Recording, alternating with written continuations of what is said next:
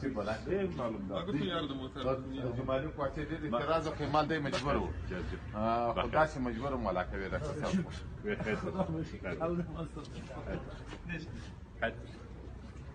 نه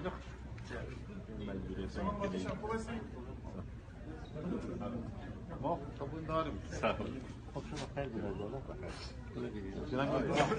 بله سلام علیکم مهربان وزیر صاحب یک دو دقیقه من تو باره تماس میگیرم بفرمایید شما داخل میشید من گوشی نزدیک من گوشی رو دارم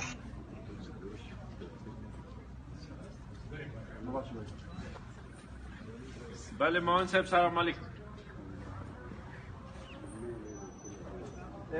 دو دقیقه بعد وایسه ما بر تو زنگ بزنم مسئول در تلفن صحبت دارم بیا خوب خوب است فضل خدا خوب است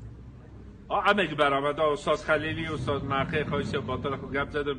صلاح الدین خان وقتر برآمد نه همگی برآمده همگی برآمده از مردم بیچاره خودم جای چی شده نمیفهمم چرا بسیار بیروبار چی بود وقتی برآمده باقی مانده چیست همگی برآمده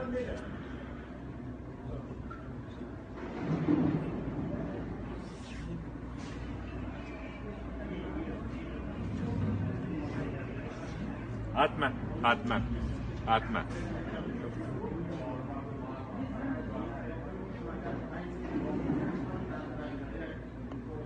عادی را یک معلومات میگیرم چون رقمش بسور بود معاون صاحب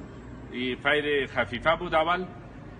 بچه شما میگه هستن وزیر صاحب بسم الله خان داکا جان محمد خان هم میگه هستن سلام میگم بخیر باشه خدا سلام